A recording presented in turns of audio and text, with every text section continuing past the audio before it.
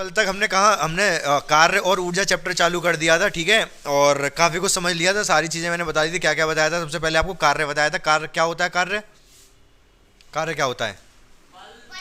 बल तथा विस्थापन के गुणनफल को कार्य कहते हैं। कार्य का मात्रक क्या होता है? कार्य सदिश राशि, अदिश राशि है, अदिश राशि है। तो कार्य को कार्य को हमने समझ लिया, कार्य में धनात्मक ऋणात्मक सारे समझ लिए। उसके बाद फिर ऊर्जा पे आ गए थे। ऊर्जा क्या होती है? ऊर्जा कार्य एक ही चीज है लगभग। जब ऊर्जा होगी, कार्य करने की क्षमता को ऊर्जा कहते हैं, मतलब जब ऊर्जा होगी तभी हम कार्य कर पाएंगे। उसके बाद हमने बहुत सारी ऊर्जा के फॉर्म सीख लिए थे, ठीक है। उसके बाद हमने जो आपके सिलेबस में गतिज ऊर्जा और स्थितिज ऊर्जा सीख ली थी, ठीक है। फिर उसके बाद एक टॉपिक और है कि ऊर्जा परिवर्तन, ऊर्जा विभिन्न रूपों का परिवर्तन, मतलब ऊर्जा। उससे पहले मैं आपको ये बताता हूँ ऊर्जा संरक्षण का नियम क्या है। ऊर्जा संरक्षण का नियम क्या मतलब है? ऊर्जा संरक्षण का नियम, संरक्षण का मतलब क्या है? संरक्षण का मतलब क्या है? संरक्षण का मतलब किसी चीज का संरक्षित करना। ये संरक्षण में है, मेरे संरक्षण में, इसको कोई छीन नहीं सकता मुझसे। संरक्षण मतलब जो चीज बदले ना, खत्म ना हो।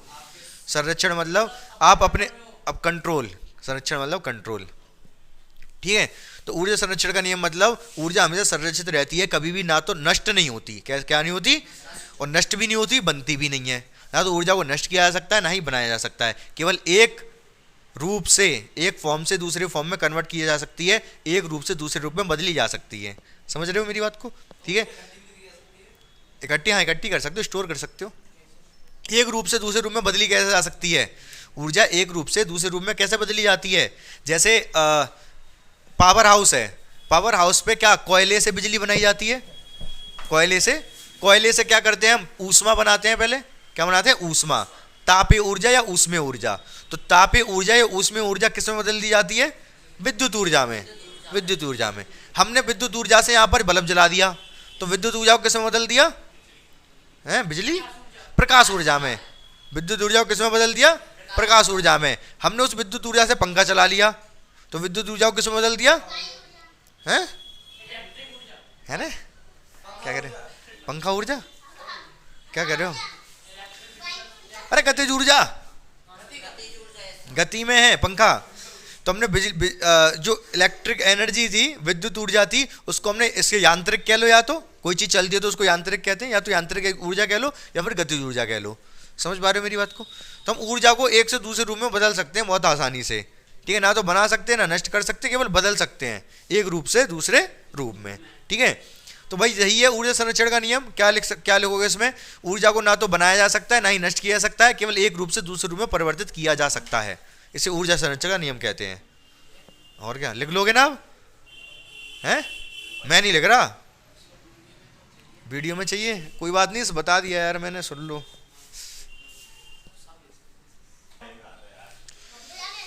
लिख लो ये बच्चों, मैंने लिख दिया डेफिनेशन ऊर्जा संरक्षण का नियम, फटाफट उतार लो। तो देखो क्या लिखा गया है, सुन लो। ऊर्जा को ना तो बनाया जा सकता है, ना ही नष्ट किया जा सकता है, केवल एक रूप से दूसरे रूप में परिवर्तित किया जा सकता है, ठीक है। यही बताया था मैंने, समझा चुका हूं पहले, कोई दिक्कत नहीं है, समझ में आ रहा होगा बिल्कुल, ठीक है। तो ऊर्जा संरक्षण का नियम कहते हैं इसको। अब जो हम ऊर्जा संरक्षण का नियम पढ़ेंगे वो किसके लिए पढ़ेंगे? गतिज ऊर्जा और स्थितिज ऊर्जा के लिए पढ़ेंगे। किसके लिए? गतिज ऊर्जा और स्थितिज ऊर्जा। मतलब क्या है, बहुत ध्यान से समझना मेरी बात को। अगर कोई वस्तु यहां पर है, कहां पर है? यहां पर, ठीक है। अभी इसमें क्या होगी? गति अभी रुकी हुई है ये, इसमें गतिज ऊर्जा है, स्थितिज ऊर्जा है? स्थितिज ऊर्जा, ठीक है। मान लिया मैंने इसमें जो ऊर्जा है, स्थितिज ऊर्जा ईपी, वो 100 है। कितनी है? जैसी मैं इसको छोड़ूंगा, अच्छा इस टाइम में रुकी हुई है, तो इसकी गतिज ऊर्जा कितनी है? 0, ठीक है। जैसी मैं छोड़ूंगा ये भागना शुरू कर देगी, उसकी स्पीड बढ़ती चली जाएगी। जब ये यहां पर आ गई तो इसकी जो पोटेंशियल एनर्जी थी, स्थितिज ऊर्जा थी, वो रह गई 70, 30 रह गई, 30। तो इस टाइम इसकी गतिज ऊर्जा कितनी होगी? 70। दोनों का योगफल हमेशा 100 ही रहेगा, चाहे कुछ कर लो। जब ये जमीन से टकरा रही होगी तब उस टाइम इसकी स्थितिज ऊर्जा कितनी होगी? 0। स्थितिज ऊर्जा 0 क्यों? क्योंकि ऊंचाई नहीं बची कुछ भी। स्थितिज ऊर्जा का फॉर्मूला क्या है? mgh। जितने ऊपर होगी उतनी गतिज स्थितिज ऊर्जा होगी। अभी स्थितिज ऊर्जा हो गई 0 और गतिज ऊर्जा कितनी हो गई 100 की 100 पूरी स्थितिज ऊर्जा होगी। समझ नहीं आया? मैं बताता हूं। तो बहुत ध्यान से देखो, मैं ये कह रहा हूं गतिज ऊर्जा स्थितिज ऊर्जा का योगफल हमेशा बराबर क्या रहेगा, कांस्टेंट रहेगा। जब ये यहाँ पर थी तो हमने मान ली इसकी स्थितिज ऊर्जा 100 थी और गतिज ऊर्जा 0 थी, क्योंकि अभी हमने इसको पकड़ रखा है, छोड़ा नहीं है। जैसे ही हमने छोड़ दिया ये तेज भागने लगेगी नीचे। मान लो जब यहाँ पर है तब हमने मान लिया कि इसकी जो स्थितिज ऊर्जा है वो 30 है, तो गतिज ऊर्जा कितनी होगी इस टाइम पर 70। दोनों मिला के 100 थी ना पहले, अभी भी 100 ही रहेंगे क्योंकि ये 30 है, ये 30 है तो ये 70 हुई, तभी तो दोनों मिलके 100 हुए। टोटल 100 होनी चाहिए, 100 से छोड़ी थी हमने। समझ पा रहे हो? समझ रहे हो? समझ रहे हो? ठीक है। तो यहाँ पर जब ये बिल्कुल नीचे आ गया तो गति स्थितिज ऊर्जा 0, क्योंकि ऊंचाई नहीं बची। mgh फॉर्मूला होता है, h 0 तो स्थितिज ऊर्जा 0, तो 0 हो गई। आप एक तो लेट आए हो, अभी मैंने क्वेश्चन करवाए थे पहले, इनको 3 क्वेश्चन करवा चुका हूँ। लेट क्यों आते हो? क्या फॉर्मूले से कुछ नहीं, अरे सीधी सीधी बात है यार, 100 है दोनों मिला के, है कि नहीं? दोनों मिला के 100 है कि नहीं? 0 और 100 100, यहाँ पर भी दोनों को मिला के 100 रहेगा। 70 और 30 100, यहाँ पर ही 100 रहेगा। 100 और 0 100। समझ गए? इतनी सी बात है, बस बात खत्म। अभी न्यूमेरिकल कराऊंगा तो पूरी बात समझ में आ जाएगी। ठीक है। होता क्या है यहाँ पर, ये कह सकते हैं हम कि गतिज ऊर्जा प्लस स्थितिज ऊर्जा रहती है कैसी, अचर। कैसी रहती है? अचर, मतलब बदलती नहीं है। गतिज ऊर्जा का फॉर्मूला हाफ mv², स्थितिज ऊर्जा का फॉर्मूला mgh बराबर अचर।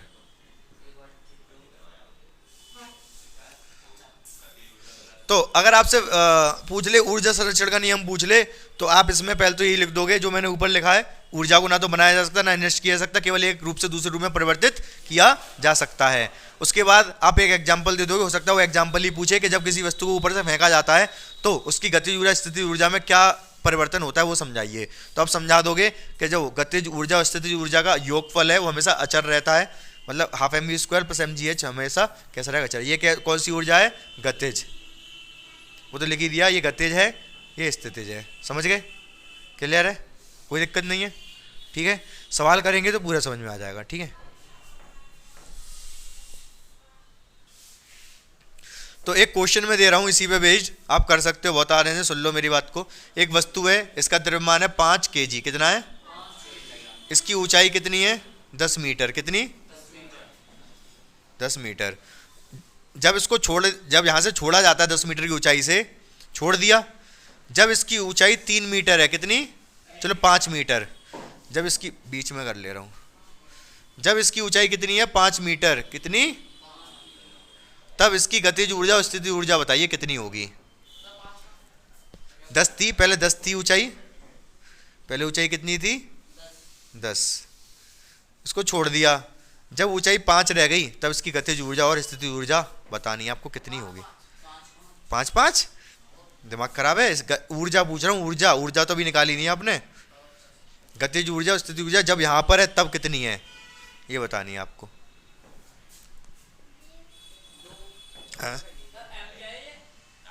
m 5 kg m है। देखो जब इसकी ऊंचाई 10 मीटर है, जब यहां पर है ये, तो इसकी स्थितिज ऊर्जा कितनी होगी? EP mgh m कितना है? 5, g कितना है? 9.8, h कितना है? 10, तो कितना? 490 आ गया। इस टाइम इसकी जो गतिज ऊर्जा है वो 0 है। सही है। जब ये यहां पहुंच जाएगा तब EP कितनी होगी? mgh, वही फॉर्मूला लगेगा, h1 कर लो इसको। m कितना है? 5, g कितना है? 9.8, h कितना हो गया? 5 रह गया केवल, h तो 5 रह गया ना, तो कितना आएगा ये सॉल्व होके? 490 का आधा आ जाएगा, 245। पहले इसकी जो गतिज ऊर्जा, जो टोटल ऊर्जा थी 490 और 0, मतलब 490 टोटल।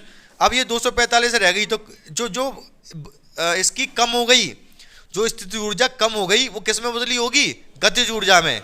वो गतिज ऊर्जा में बदली होगी तो गतिज ऊर्जा इसकी है 245, क्योंकि दोनों को जोड़ के 490 आना चाहिए। हैं ये कहाँ से है,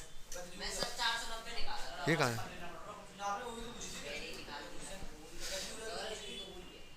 हाँ ये है 245। समझ में नहीं आया? कितने लोगों के समझ नहीं आया? आपके आपके और कितने लोगों के समझ में नहीं आया? हैं तुम्हारे आ गया, टेढ़े टेढ़े बैठे हो, क्या समझ आ गया? कर लोगे? एक और सवाल दे दूं? सुन लो मेरी बात। स्थितिज ऊर्जा का फॉर्मूला कल हमने लिखवाया था, ईपी कितना, mgh, ये तो याद है आप लोगों को? स्थितिज ऊर्जा का फॉर्मूला mg, जी की वैल्यू 9.8 लगेगी, ठीक है। गुरुत्वाकर्षण गुरुत्व त्वरण है। मुझे इतना बता दो, एक वस्तु है, कितने की है ये है 10 kg की, कितने की? अगर ये 6 मीटर ऊंचाई पर है, कितनी ऊंचाई पर, तो इसकी स्थितिज ऊर्जा कितनी है? इस बिंदु का नाम ए ले लिया, 6 मीटर ऊंची है, इस बिंदु का नाम ए है, तो ए पर ईपी कितना होगा, स्थिति ऊर्जा कितनी होगी? 6। अरे स्थिति ऊर्जा 6, ये तो ऊंचाई है 6, ऊंचाई है 6। कल तुम कल आए थे, आए तो थे हाँ, एक सेकंड जी, ये मैंने बताया था, जैसे ये अभी रखी है, इसकी स्थिति ऊर्जा कुछ नहीं है वैसे तो, कोई जमीन से ऊपर है, बाकी जितना इसको मैं जमीन से ऊपर उठाता जाऊंगा इसकी स्थिति ऊर्जा बढ़ रही है, क्योंकि ऊंचाई बढ़ रही है। जैसे ही मैं छोड़ूंगा तो ये नीचे आएगा। हाँ तो फॉर्मूला क्या है स्थिति ऊर्जा का, mgh। हाँ ठीक है कोई बात नहीं, m कितना 10, g कितना 9.8, h कितना 6, 98 आएगा। ये कितना आएगा, ये 200 नहीं 588 जूल, जूल में आएगी ऊर्जा।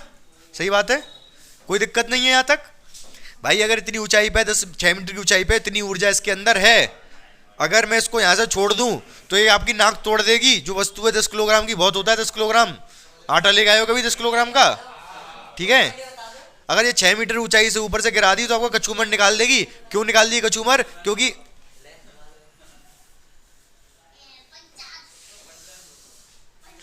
क्योंकि 588 जब ये नीचे आएगी ना तो इसमें गतिज ऊर्जा होगी, जितनी स्थिति ऊर्जा है जब ये यहाँ पर आ जाएगी जमीन पे तो ये गतिज ऊर्जा में बदल जाएगी। जो 588 जूल आपकी जब नाक पे पड़ेगी, खोपड़ी पड़ेगी, तो आपकी खोपड़ी का तरबूजा सा बिखेर देगी। आ रही बात समझ आया नहीं? तो ये ऊर्जा किसमें बदल जाएगी, नीचे आते आते गतिज ऊर्जा में बदल जाएगी। ये बात समझ रहे हो मेरी? ठीक है, मैं आपसे सवाल ये पूछ रहा हूँ, ये यहाँ से छोड़ दी गई, यहाँ से सबसे पहले तो मुझे इतना ही बता दो, जब ये नीचे टकराएगी आगे वस्तु तब इसकी स्थितिज ऊर्जा कितनी होगी? 0, क्योंकि ऊंचाई खत्म तो स्थिति ऊर्जा खत्म। स्थितिज ऊर्जा मतलब स्थिति की वजह से ऊर्जा। स्थिति मतलब जब अगर कोई चीज जमीन पर रखी है तो उसकी स्थिति कुछ है ही नहीं, नीचे ही है तो कोई ऊर्जा ही नहीं है, बढ़ती जाएगी। जितना उस वस्तु को आप ऊपर उठाते जाओगे उसमें ऊर्जा आप ही तो भर रहे हो, आप कार्य कर रहे हो उस वस्तु पर, आप इस वस्तु पर कार्य कर रहे हो, ये ऊर्जा भर रही है इसके अंदर ऊपर उठाने में। जैसे तीर कमान में भरते हैं ना, आपसे ये क्वेश्चन भी है आपके आते हैं कि तीर कमान में कौन सी ऊर्जा होती है? जब जब उसको बाण को यूं करके उसमें खींच देते हैं तार पे, उसमें कौन सी ऊर्जा बढ़ दी आपने? स्थिति ऊर्जा बढ़ दी। जैसे उसको छोड़ेंगे वो स्थिति ऊर्जा गतिज ऊर्जा में बदल जाएगी। किसमें बदल जाएगी? गतिज ऊर्जा, सॉरी स्थिति ऊर्जा गतिज ऊर्जा में बदल जाएगी। गुलेल में कौन सी ऊर्जा बढ़ देते हैं? स्थिति ऊर्जा। जैसे उसको छोड़ते हैं वो गतिज ऊर्जा में बदल जाती है। हाँ, जब ये नीचे टकरा रहा होगा बी पर, कहां पर? बी पर। जब ये बी पर टकरा रहा होगा तो इसकी स्थिति ऊर्जा तो हो जाएगी 0। क्यों? mgh फॉर्मूला होता है, h हो चुका है 0, तो इसमें कोई ऊर्जा नहीं बची अब, क्योंकि बिल्कुल जमीन पे आ गया तो स्थिति ऊर्जा कोई नहीं है। लेकिन जब ये आ रहा होगा ऊपर से तो गति तो इसने पकड़ ली होगी, और गति पकड़ ली होगी तो इसकी गतिज ऊर्जा होगी कितनी? 588। पूछो क्यों?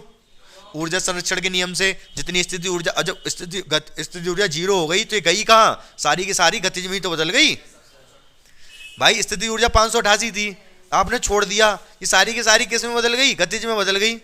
स्थिति जो 0 हो गई ना, स्थिति ऊर्जा तो जीरो हो गई तो सारी की सारी बदल गई गतिज ऊर्जा में। समझ रहे हो मेरी बात को? जूल।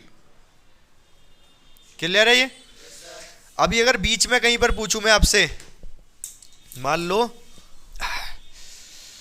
यहां कहीं पूछता हूं, यहां पर कहीं है ये, कितनी ऊंचाई है? 2 मीटर ऊंचाई है। कितनी ऊंचाई है?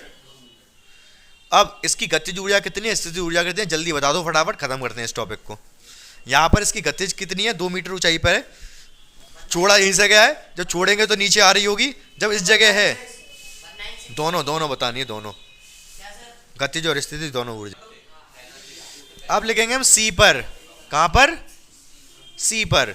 सी पर हम निकालेंगे गतिज स्थितिज ऊर्जा ईपी, क्या होगी? एम जी एच, एम कितना है? 10, जी 9.8, एच कितना है? 2, 98, 196 जूल। केवल जी लिख सकते हो। ये स्थिति ये रह गई स्थिति ऊर्जा 196। ये एक्चुअली ऊपर 588 से छोड़ा गया था, जब ऊर्जा 588 थी, तो ये 588 से 196 रह गई। जो कम हो गई, जो स्थिति ऊर्जा कम हो गई, वो किस में बदली? गतिज में। तो कितनी कम हो गई है 588 से? 300। तो ये 392 जो कहाँ कन्वर्ट हो गई? ये गतिज ऊर्जा में कन्वर्ट हो गई जूल। ठीक है, 392। हाँ, 196 में नहीं, अरे भाई ये 588 थी पहले टोटल, 500। तो आंसर तो भैया आ रहा है, लेकिन तरीका तो वो गलत है ना। हाँ, 588 में से 196 माइनस कर दिया। पहले टोटल 588 थी, उसमें से 196 माइनस किया तो 392 आ गया। अभी भी आप इन दोनों ऊर्जाओं को जोड़ोगे, इसको और इसको जोड़ोगे तो कितना आएगा? 588 आएगा। मतलब कहने का ये है कि यहाँ पर जो स्थिति ऊर्जा थी वो थी 588 और गतिज ऊर्जा थी कितनी? 0। ठीक है, टोटल कितनी बैठी? 588। जब यहाँ पर आ गया तो स्थिति ऊर्जा रह गई कितनी? 196 और गतिज ऊर्जा कितनी हो गई होगी? इसका मतलब 392। इन दोनों को जोड़ोगे तो 588 आएगा, इन दोनों को जोड़ोगे, इन दोनों। तो जब नीचे आ गया तो स्थितिज ऊर्जा हो गई इसकी 0, क्योंकि कुछ हाइट ही नहीं बची, ऊंचाई नहीं बची, और सारी की सारी गतिज ऊर्जा में बदल गई 588 जूल। तो ये आ गई। इस तरीके से तीनों बिंदुओं पे हमने सारी दोनों ऊर्जाएं बता दी। मुश्किल नहीं है, आसान है। सोचो आप, देखो कोई दिक्कत है तो पूछ लो, बाकी है बिल्कुल आसानी है। अब देखो अगली हेडिंग हमारी क्या है? शक्ति, पावर, शक्तिमान। ठीक है, क्या मतलब होता है इसका? ध्यान से समझेंगे हम। पावर, आपको क्या लग रहा है पावर क्या होती है? हैं? हाँ बिल्कुल सही बात है, 1 सेकंड में जितना काम होगा उसको शक्ति कहा जाएगा। मतलब समझ गए या नहीं समझे आप? क्या समझे मैं बताता हूँ। अगर मान लो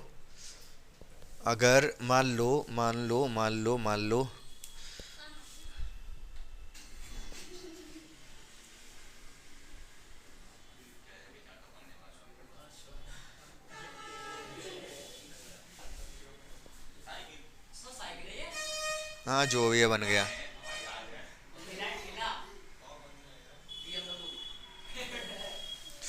ठीक है। ये 2 गाड़ियां हैं, ये चल सकती है कितनी? ये 5 सेकंड में, 5 सेकंड में चलती है ये कितनी? 5 सेकंड नहीं, 5 चलो सेकंड, 5 सेकंड में चलती है ये 15 मीटर। ठीक है, और ये वाली चलती है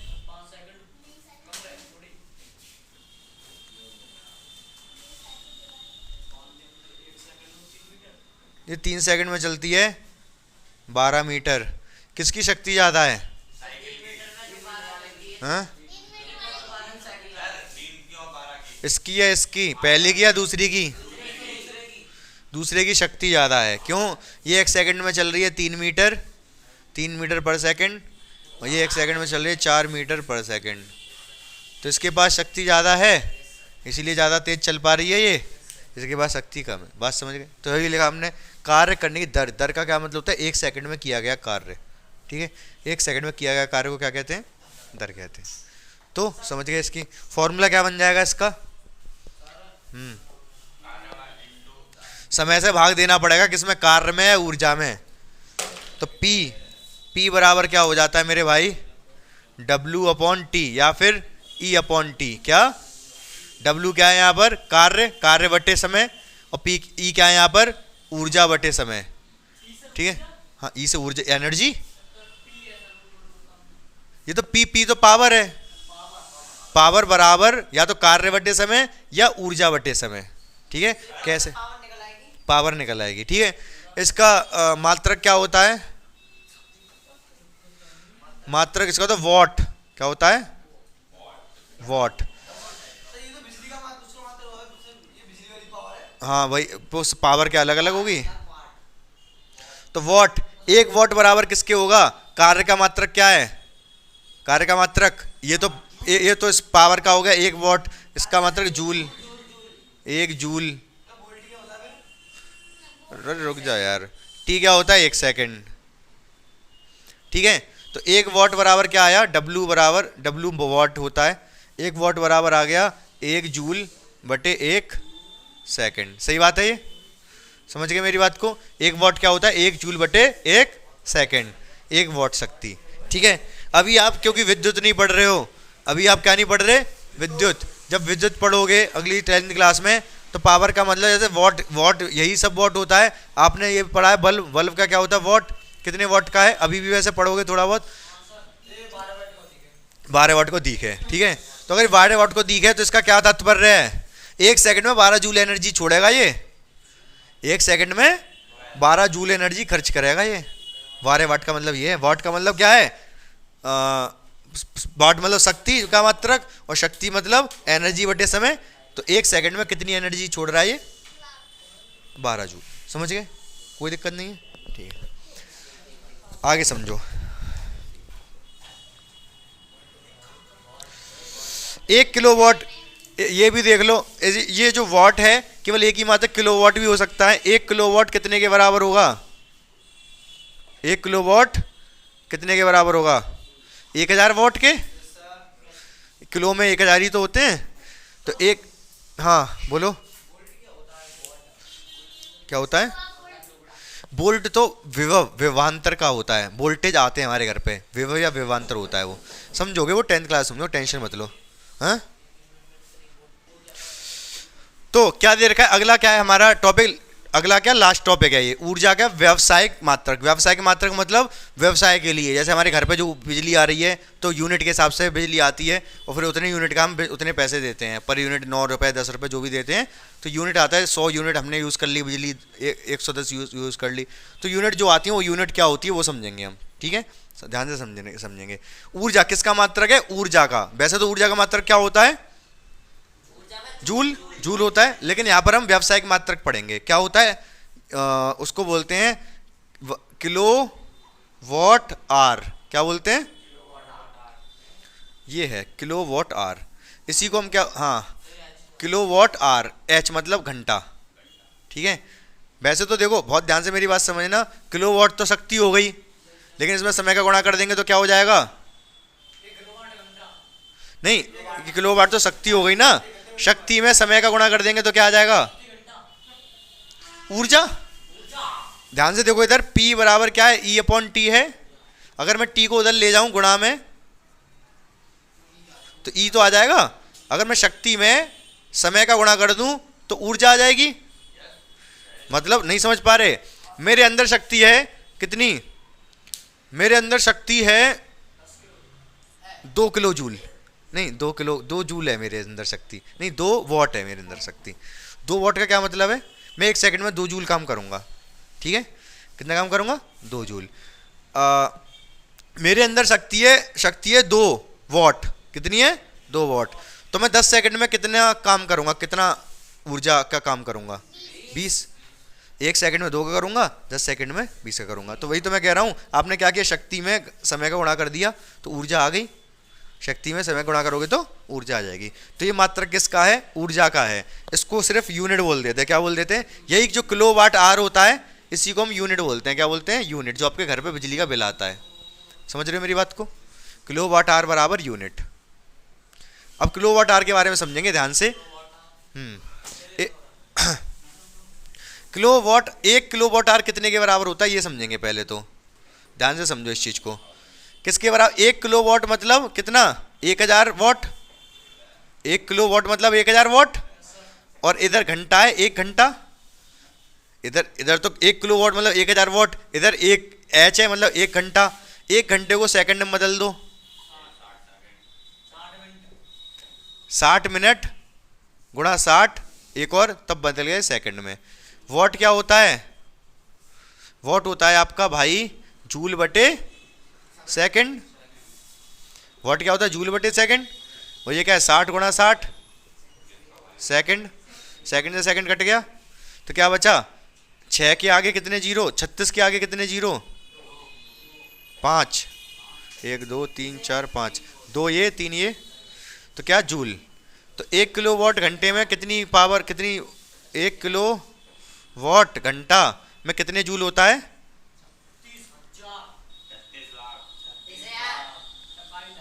36 लाख। तो 1 किलोवाट आवर में 3.6, 6 गुणा 10 की पावर 6। 3 पॉइंट अगर मैं यहाँ लगा दूं तो पॉइंट के बाद 1 2 3 4 5 6, 6 डिजिट है ना, 10 की पावर 6 लिखा जा सकता है जूल।